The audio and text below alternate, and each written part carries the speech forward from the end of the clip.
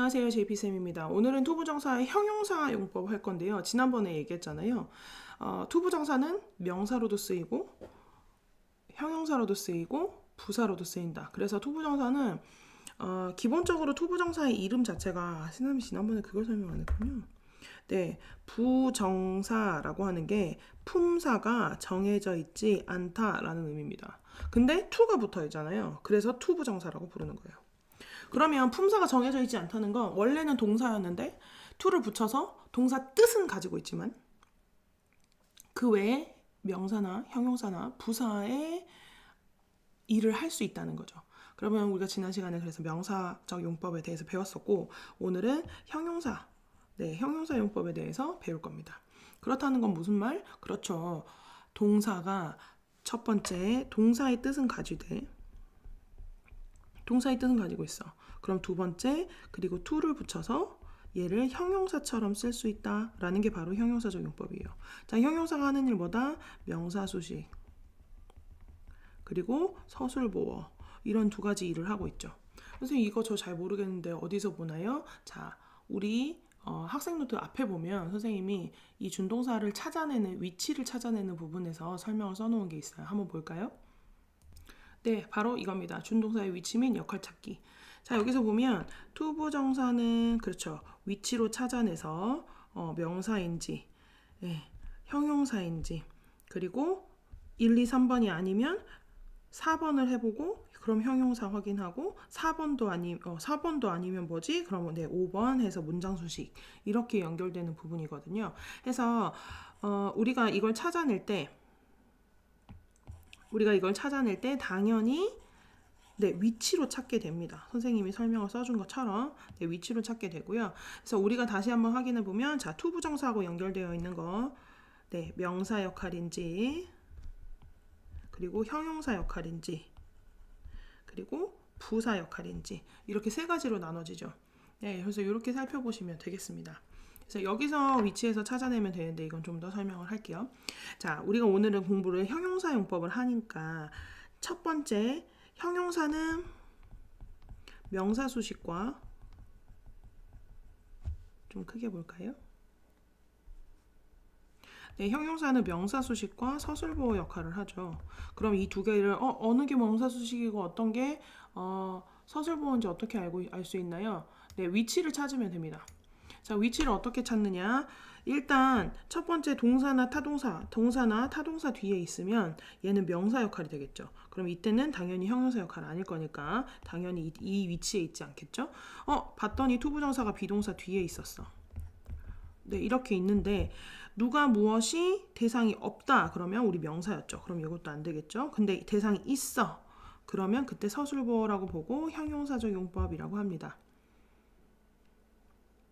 이때는 해석할 때 해석하는 방법이 좀 특이한데 예의가 좋은 이라고 우리가 외워놓습니다. 예정, 의무, 가능, 조건, 운명 이렇게 5개입니다. 이거는 나중에 다시 설명을 하고요.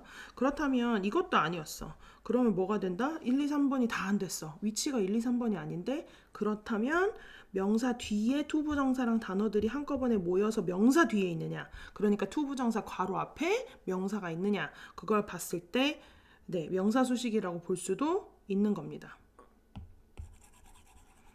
그러면 그때 바로 형용사가 될 거고요. 이때의 뜻은 할, 될 일이 됩니다. 하고 뒤에 명사가 오겠죠. 그러니까 예를 들면 work라는 명사가 와 있고 to do until now by today 오늘까지라는 표현이 있죠. 그래서 오늘까지 할 일이라고 해석되는 거죠.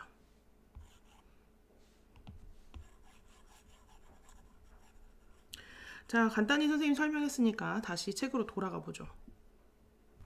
자, 그렇다면 방금 들은 설명으로 그렇죠. 어떻게 명사 수식을 찾는지 어떤 게 서보인지 찾는지 알겠죠. 자, 위치로 찾습니다. 모든 준동사는 우린 위치로 찾을 거예요. 자, 1번 비동사 뒤에 있다. 그리고 의미상의 주어가 있다. 그렇다면 서술보어가 됩니다. 형용사적 용법이 되고요. 그리고 두 번째, 우리가 방금 했던 동사 앞인지, 이게 1번이었죠. 동사 앞인지. 그리고 2번 타동사 뒤인지. 3번 비동사 뒤에 있는데 의미상의 주어가 없는지. 이 경우가 1, 2, 3번이 다 안 된다면 그러면 4번을 해보는 거죠. 얘가 투부정사가 명사 뒤에 있나? 라는 걸 확인해서 그렇다면 네, 형용사 용법이 되고 할 될 일이라는 뜻을 가지게 되는 거죠. 그런데 할 될 일이라고 해석해 봤더니 말이 안 돼. 그러면 5번으로 가야 됩니다. 이해 가셨죠? 네, 이렇게 찾아내는 거라고 보면 되겠어요. 자, 그러면 좀 더 한번 살펴볼게요. 투부정사가 바로 앞에 있는, 그러니까 투부정사가 명사가 있으면 이 뒤에 투부정사가 있다는 얘기죠. 그래서 이렇게 꾸며주는 형태가 되고요. 투부정사가 앞에 있는 경우는 없습니다. 해석할 때는 뭐뭐 할 또는 될, 네, 뭐뭐 일, 뭐 이렇게 해석합니다. 해서 지금 여기 보면 to read 하면 1번 동사 앞에 있지 않죠? 2번 타동사 뒤에 있지 않죠? 3번 비동사 뒤에 있지 않죠? 그럼 4번 명사 뒤에 있나? 명사 뒤에 있네요. 그러면 명사 뒤는 형용사, 그리고 투부정사니까 할 될 일이 되겠네요.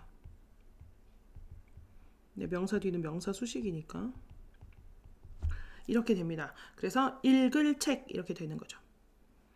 자, 여기도 마찬가지. To learn calling이라고 했네요. 컬링을 배워.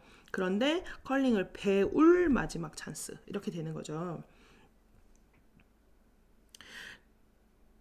이게 형용사 역할을 할 때는 형용사는 수식이를 하잖아요. 수식어는 항상 문장에서 빠져도 완전한 문장이 됩니다. 그렇기 때문에 to read가 없다고 해도 we need books. 우리는 책들이 필요해.